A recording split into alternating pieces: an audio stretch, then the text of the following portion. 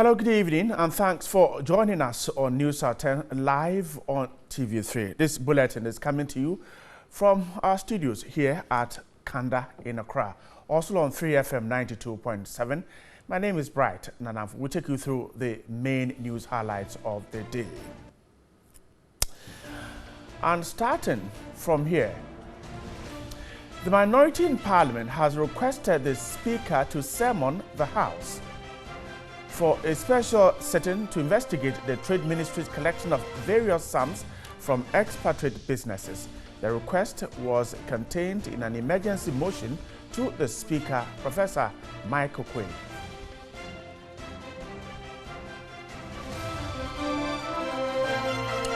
The Food and Drugs Authority has sanctioned the general merchant who imported the unwholesome Asahi and So Nice mackerels in October 2017. Head of the Food Enforcement Department at the Food and Drugs Authority, Maria Abba Lovelace, said the importer Kofi Dochi was found to have made false disclosures to the authority, hence the sanctions.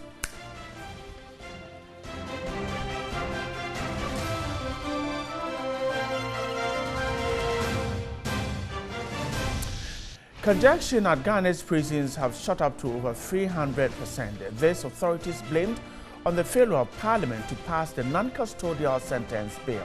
Meanwhile, the Ghana Prison Service has issued a health alert to some prisons across the country to prevent meningitis outbreak.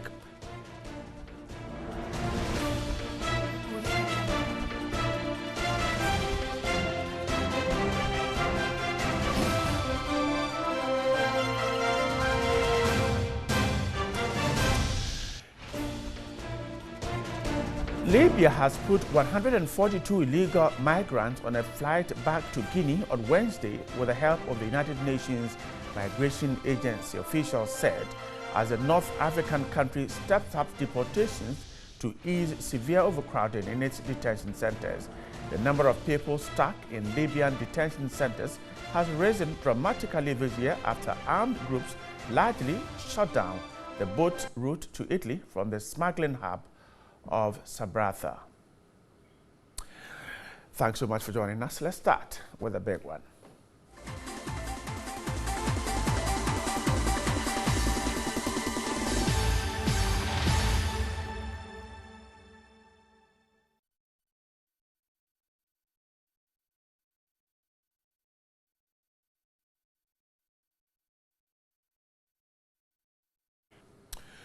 President Nana Addo Dankwa Akufo-Addo's first year in government has received mixed ratings in terms of performance. The following report focuses on how the president fared in the area of security. Many commended the president for the creation of the National Security Ministry and the national security hierarchy laid down. It was described as suitable because it was envisaged to lead to better administration of the security apparatus of the country. But the minority in Parliament and other security analysts, however, say the manner in which President Akufo-Addo has handled Ghana's security in office has been appalling. Highlighting the activities of some pro-MPP groups, they question the president's preparedness to safeguard the security of Ghanaians. Many also expressed worry at the actions of these groups, including the Invisible and Delta forces. Since the NPP won power in the 2016 general elections, these groups have taken the law into their own hands. They have destroyed state properties, vandalized state institutions, attacked people who work under the previous government, and seized properties belonging to the state. In March this year, members of the Delta Force stormed the office of the Ashanti Regional Security Coordinator, George Ajay, to forcibly remove him from office and caused panic. Members of the group who claimed to be against the president's decision demanded that his appointment be revoked. But after their petition did not get the needed attention, they decided to do things their own way. In April, the Delta forces were alleged to have freed 13 of their members who were on trial at a circuit court when they were being tried for molesting the Ashanti Regional Security Coordinator. Although the Delta Force members are facing trial on that count, some are not content. A section of the public hold the view that if the president had acted shortly after the 2016 elections, things would not have degenerated the way they did.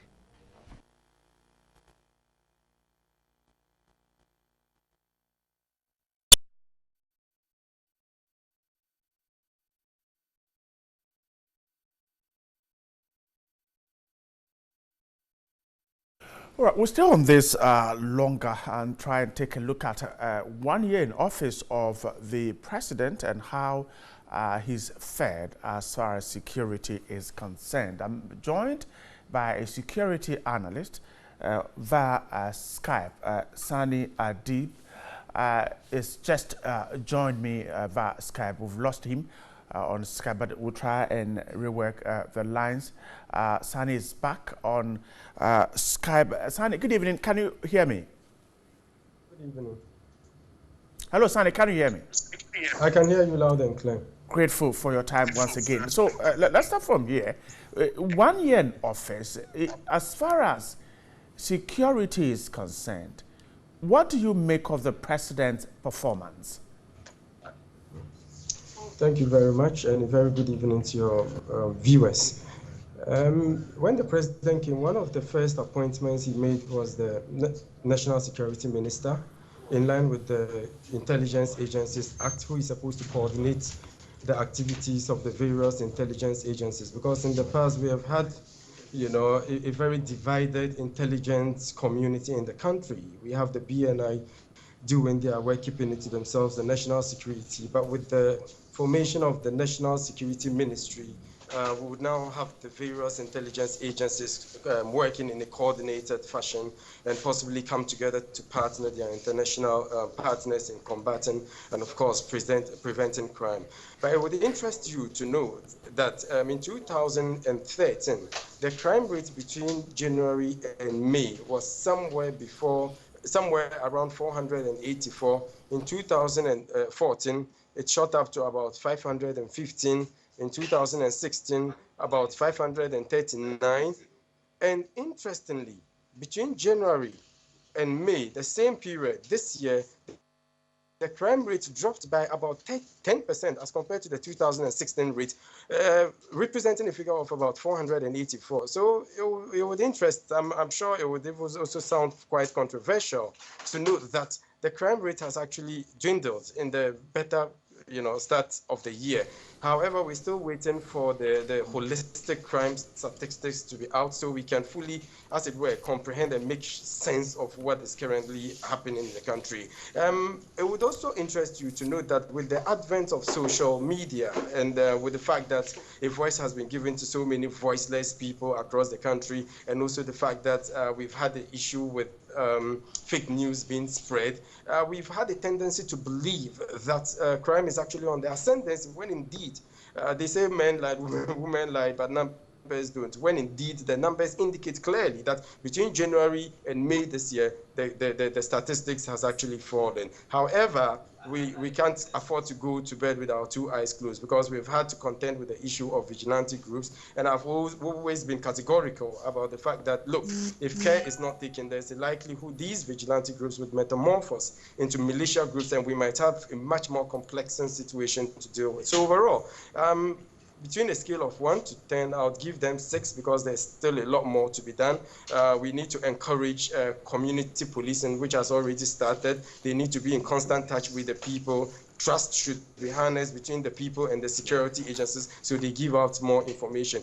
But going forward, it is important to note that we should move away from over-reliance on national security, the hard security bit of security, and rather go towards the softer part, because there are some deep-seated socioeconomic and geopolitical deficits in our societies that give rise to some of these security challenges. And I think it's only important that we, as it were, complemented with some social interventions in conjunction with civil society organizations, international and local governmental and non-governmental organizations. By so doing, we should be able to get the youth engaged in something meaningful and, of course, geared towards government. Because on an annual basis, we have thousands of the youth leaving the tertiary institutions, and there are a lot of them, a lot of private institutions, and they join the already choked system. And when expectations are not well managed, it breeds frustration, and we all know what frustration can also result in.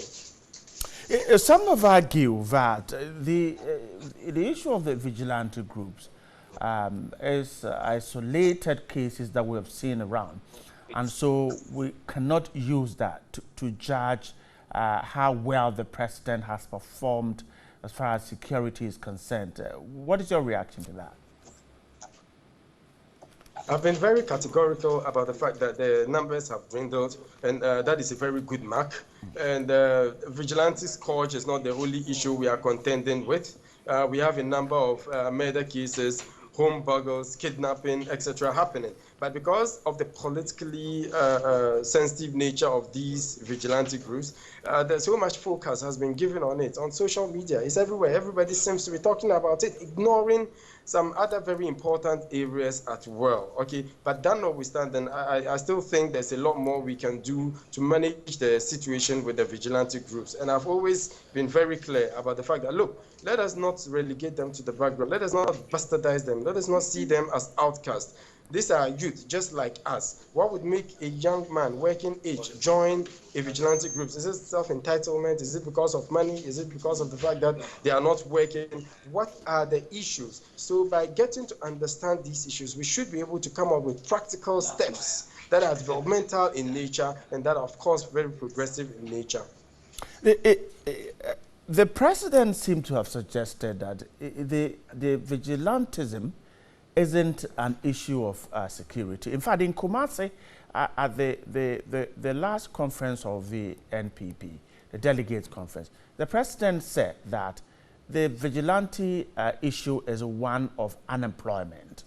Now, in tackling that, if the president has that view, is it a way out of getting this problem resolved if the president thinks that it is not one of security but an issue of unemployment? Well, I beg to differ. This is a security issue and is assuming a developmental dimension, because we are talking about creating that enabling environment for the private sector to thrive. We're talking about creating that enabling environment to induce direct foreign investment. Who would want to invest in a destabilized system? Okay, and with the international dimension, it is also taken recently. I mean, I listened to it on BBC. It was fully discussed. It doesn't send the right signals. So for me, it is developmental. It is a major security issue, because we all know how the likes of Mungiki in Kenya, the Young Patriots in Ivory Coast, and of course, Boko Haram in Nigeria started. They started just like vigilante groups. And we've also had a serious issue with the proliferation of small arms and light weapons, some of them locally manufactured. As we speak, we have well over 1.3 million illegal guns in the system. So if these guys lay their hands on these weapons, I mean, that would be extremely bad for the country. So I think it's important we look at this issue holistically, from a developmental perspective, from a security perspective, because we cannot afford to take chances. If not, 5 years down the lane, we'll look back at 2017, bite our fingers and ask ourselves, where did we go wrong? All right. Sani Adib is a security analyst there talking to me on the president's office, 1 year in office, and how he's fared as far as security is concerned. In other stories tonight, the Alliance for Social Equity and Public Accountability has called for a comprehensive law to regulate the operations of private security companies.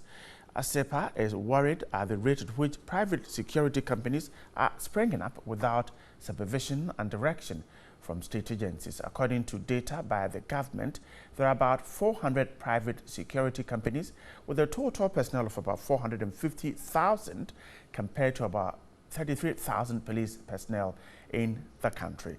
The group said or believes that it is a need to be checked, especially with the growing trend of terrorism and insecurity in the sub-region.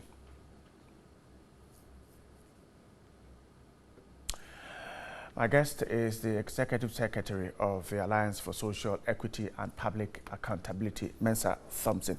Mensah, good evening once again. This issue of private security firms, you think the regulation isn't proper and it's a cause for worry? Yes, Bright, exactly. I mean, personally, I've had this concern for a while. I mean, you see security companies, especially private security companies, you know, springing up across the country, you know, being engaged in all sorts of security operations, you know, without any form of supervision or regulation from any state agency. Now, these worries got confirmed when the UN Working Group on Mercenaries, you know, visited the country a few days ago. And it was shocking, the data that was that the group was revealed to them. I mean, if we have, according to data from the government, we have just about 400 private security companies in Ghana. Right. There are 400. I mean, well, I would say there could be more, because if there's no regulation, I mean, the government cannot have a solid data. You suspect some are not registered? Of course, there could be more. But if per the data, we go by the data, it's 400. And these 400 are employing 450,000 people. Okay, 450,000 personnel who are being trained in all sort of combating, all sort of, personal security detailing, all sort of handling and usage of weapons. And then we have just 33,000 police people. Okay, 33,000 police personnel whose activities and actions are regulated by the Ghana Police Service. They undergo supervision. There's a criteria for recruitment, and the activities are well supervised. I mean, if we have just 33,000 people of these police service, and then we have 450,000 people. That's where you're worried. I mean, if you look at the ratio of the private security personnel to police ratio, it's so much alarming. But if you say the regulation is improper, or the supervision is not one that you're enthused about, I mean, these private companies are set up by rules. They need to pass certain tests before being allowed to operate. In fact, recently, I heard the Ghana Police Service talk about even the uniforms that they wear, and the fact that we're going to give them some uniforms to distinguish them from the police service. When you say regulation isn't there, supervision isn't right, what exactly is it that is worrying? First of all, I mean, the fact that they are allowed to handle some form of weapons, and then there is little data on how these people are recruited, the level of background check that is being done on these people. Secondly, there is this, because they are being recruited by private agencies, they can be dismissed anytime without any regulation. Once the company doesn't need you anymore, they dismiss you. And these people have been trained in arms and other combating moves, and they are being integrated back into the system. I mean, these people are also allowed to, handle weapons. I mean, how are we tracking the weapons that are being used by these private security personnel? Because in the military or in the police service, if arms are used, there's an armory where at the end of the day, the arms are kept. There's a tracking system, internal tracking system that is used, in tracking arms and all that. Can we say same for these private security companies? But does the law allows them to use weapons? The private security, they're not allowed to use weapons. But just some form of weapons, but not the kind of weaponry that we see the police or perhaps the army using. Yes, but if you go to the banks and other private commercial places, we see private security personnel handling weapons. I mean, weapons that sometimes when it gets critical are being used. I mean, and that is why we are saying that. I mean, we cannot have such a huge. I mean, if you look at the number, and then we cannot have any direct supervision of their actions and say, okay. At the end of the year, their operations are being audited. The arms that are being used by these people are tracked. There's a proper system to check the activities, how they conduct background checks, or even their people, how laws will regulate them, how the people they recruit and train, how they live them back into society. Because at the end of the day, these people, when they get back to society, they are trained in the usage of weapons. And so you think they become a danger to society? Exactly. What can government do to properly regulate what they do? That is what we are proposing for government, precisely the Ministry for National Security, to set up a private security regulatory commission, which is a commission that.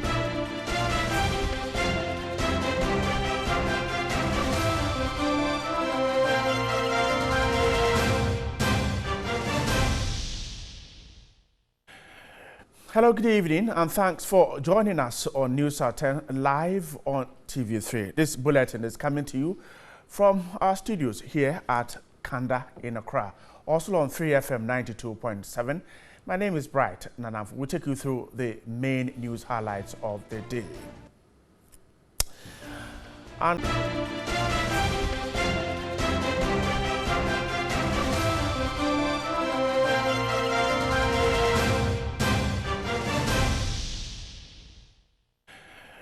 Hello, good evening, and thanks for joining us on News at 10 live on TV3. This bulletin is coming to you from our studios here at Kanda in Accra, also on 3FM 92.7. My name is Bright Nanav. We'll take you through the main news highlights of the day. And starting from here, the minority in Parliament has requested the Speaker to summon the House for a special sitting to investigate the Trade Ministry's collection of various sums from expatriate businesses. The request was contained in an emergency motion to the Speaker, Professor Michael Quinn.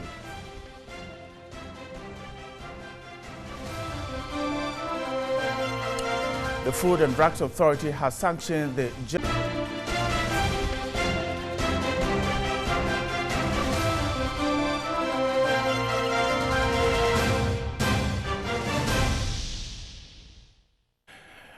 Hello, good evening, and thanks for joining us on News at 10 live on TV3. This bulletin is coming to you from our studios here at Kanda in Accra, also on 3FM 92.7. My name is Bright Nanav. We'll take you through the main news highlights of the day. And starting from here, the minority in Parliament has requested the Speaker to summon the House for a special sitting to investigate the Trade Ministry's collection of various sums from expatriate businesses. The request was contained in an emergency motion to the Speaker, Professor Michael Quinn.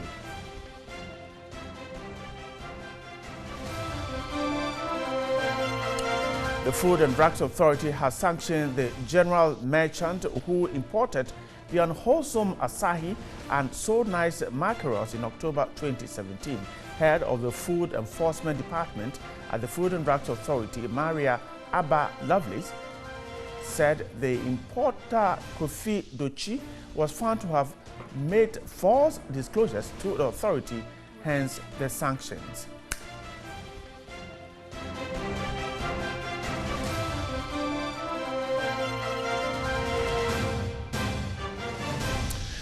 Congestion at Ghana's prisons have shot up to over 300%. This authorities blamed on the failure of Parliament to pass the non-custodial sentence bill.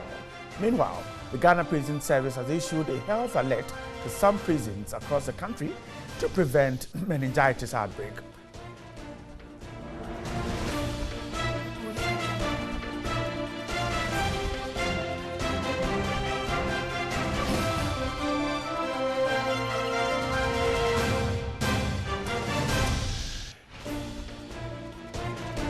Libya has put 142 illegal migrants on a flight back to Guinea on Wednesday with the help of the United Nations Migration Agency, officials said, as the North African country steps up deportations to ease severe overcrowding in its detention centers. The number of people stuck in Libyan detention centers has risen dramatically this year after armed groups largely shut down the boat route to Italy from the smuggling hub of Sabratha. Thanks so much for joining us. Let's start with a big one.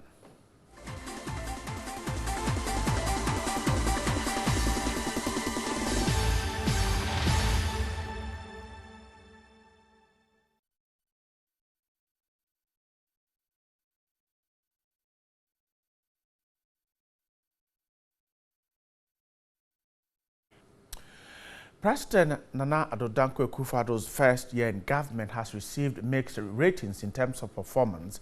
The following report focuses on how the president fared in the area of security. Many commended the president for the creation of the National Security Ministry and the national security hierarchy